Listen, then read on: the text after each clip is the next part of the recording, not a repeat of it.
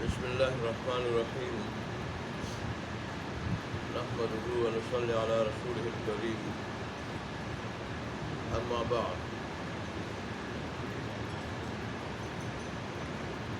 باب قرب الساعة وإن من مات فقد قامت قیامتہ، یعنی قرب قیامت اور اس بات کا بیان کہ جو شخص مر گیا تو اس پر قیامت قائم ہو گئی۔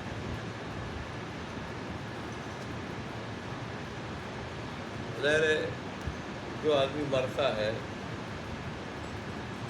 تو اس کے اوپر ان ہولناک حالات کا ایک حصہ گزر جاتا ہے جو اس نے قیامت کے دن دیکھنے ہیں یا آخرت میں دیکھنے ہیں، ان حالات کا ایک حصہ اس پہ گزر جاتا ہے اور اس کی ایک جھلک ہوتی ہے، تو اس وجہ سے اس کو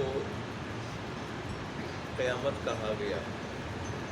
اور دوسری بات یہ ہے کہ جیسے قیامت کے دن سے حساب و کتاب شروع ہوگا، محاسبہ اعمال شروع ہوگا، جو آدمی مر جاتا ہے اس کا حساب کتاب کچھ وقت سے شروع ہو جاتا ہے، اور یہ پہلی منزل ہے، پہلی سیڑھی ہے۔ اگر اس میں کوئی آدمی کامیاب ہو جائے گا تو اللہ تبارک و تعالیٰ کی رحمت سے امید ہے کہ اور منازل میں بھی وہ کامیاب ہو جائے گا۔ یہ تو حضرت عثمان بن عفان رضی اللہ تعالیٰ عنہ جب قبرستان سے گزرتے تو روتے اتنا روتے کہ داڑھی مبارک تر ہو جاتی، تو کسی کا اس قدر کیوں روتے ہو قبرستان سے گزرتے ہو، تو یہی فرمایا کرتے ہیں یہ پہلی منزل ہے۔ اگر ادھر مجھے کامیابی ملی تو پھر باقی منازل میں بھی اللہ کی رحمت سے امید ہے اللہ کامیابی دے دے گا، اور اگر پہلی منزل میں کوئی رہ گیا تو پھر آخری منازل میں بھی وہ رہتا جائے گا۔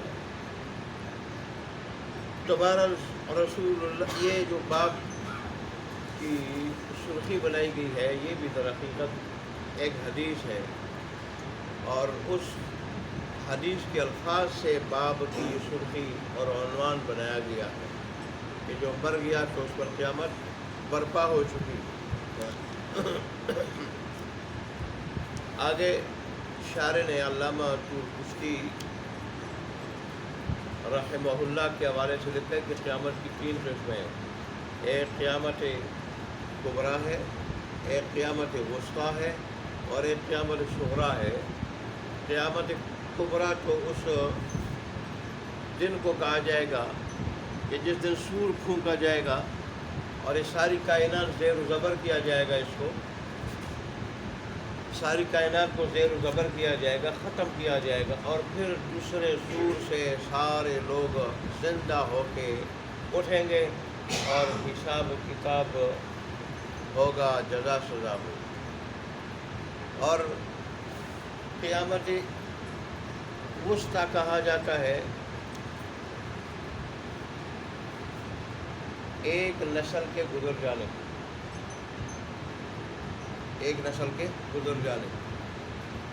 جب ایک نسل ختم ہو جاتی ہے اور اس کی جگہ دوسری نسل آ جاتی ہے تو یہ بھی گویا قیامت کی ایک جھلک ہوتی ہے۔ جیسے قیامت سے یہ کائنات کیا ہو جائے گی، ختم ہو جائے گی، یہ جہان ختم ہو جائے گا، ایک دوسرا جہان ظاہر ہو جائے گا، ایسے ہی ایک نسل جب گزر جائے دوسری نسل آ جاتی ہے۔ یہ بھی اس کی دلیل ہے کہ ہم نے یہاں رہنا نہیں ہے، جانا ہے، رہنا نہیں، ہمیشہ کے لیے جانا ہے، کوئی یہاں ہمیشہ کے لیے رہے گا نہیں۔ تو یہ بھی قیامت کی ایک جھلک ہوتی ہے، ایک قسم ہوتی ہے، عبرت کے لیے، سبق کے لیے۔ اور ایک ہے قیامت صغریٰ۔ قیامت صغریٰ موت کو ہی کہا جاتا ہے، اور وجہ اس کی وہی جو میں نے بیان کی۔ آگے جو حدیث ہے باب کی پہلی فصل میں یہ حضرت شعبہ رضی اللہ عنہ قتادہ سے اور حضرت انس سے روایت کرتے ہیں کہ رسول اللہ صلی اللہ علیہ وآلہ وسلم نے فرمایا کہ میں اور قیامت دونوں اسی طرح میں اور قیامت اسی طرح ہے دونوں۔ جیسا یہ دونوں انگلیاں ملی ہوئی ہیں، ایسے ہی میرے بعد اگر کوئی چیز آئے گی تو قیامت ہی ہے۔ اور میں نے کل درس قرآن میں اس کی تشریح کی کہ اللہ کے نبی کا آنا اور قرآن کا آنا، دین اسلام کا آنا، جو آخری دین ہے، آخری نبی ہے، آخری کتاب ہے، یہ خود اس بات کی علامت ہے کہ اب قیامت قریب ہے۔ اس لیے کہ اب رسول اللہ صلی اللہ علیہ وسلم کے بعد کوئی اور دین نہیں آئے گا، کتاب نہیں آئے گی، شریعت نہیں آئے گی، اب اگر کوئی چیز آئے گی تو قیامت ہے۔ اس لحاظ سے بھی قیامت کیا ہے، قریب ہے۔ اور رسول اللہ صلی اللہ علیہ وسلم نے فرمایا، اشارہ اس طرف کر دیا اسے کہ جیسے درمیان والی انگلی تھوڑی آگے کو بڑھی ہوئی ہوتی ہے آگے کو، اور شہادت والی پیچھے کو، تو اس طرح میں قیامت سے کچھ عرصہ پہلے آیا ہوں، اور قیامت جو ہے وہ میرے کچھ عرصہ بعد قیامت ہو۔ اللہ اکبر۔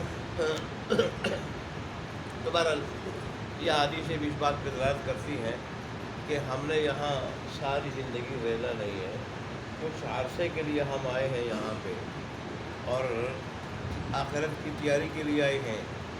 اور ظاہر آخرت کی تیاری کیا ہے؟ کامل ایمان، نیکی، شریعت کے مطابق زندگی گزارنا، شریعت کے مطابق زندگی گزارنا، ایمان کے ساتھ شریعت کے مطابق مکمل زندگی گزارنا جو کامل ایمان کا تقاضا ہے۔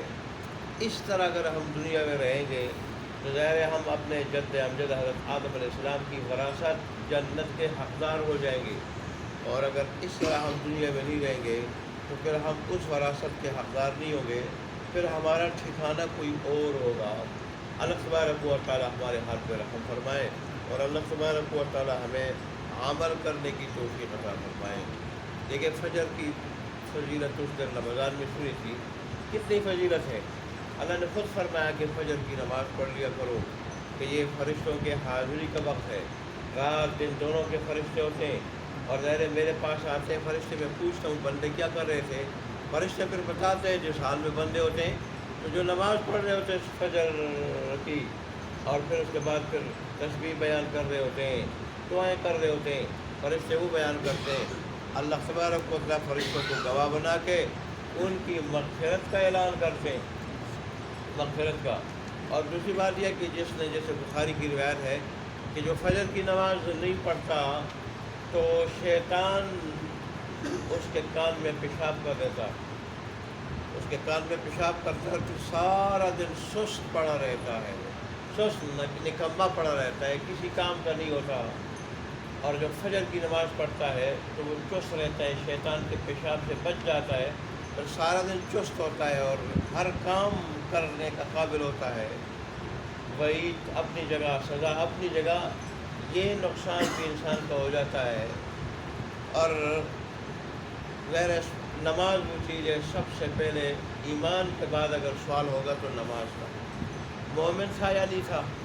میری وحدانیت پہ، ذات صفات پہ، میری کتاب پہ، شریعت پہ، انبیاء پہ ایمان تھا یا نہیں تھا؟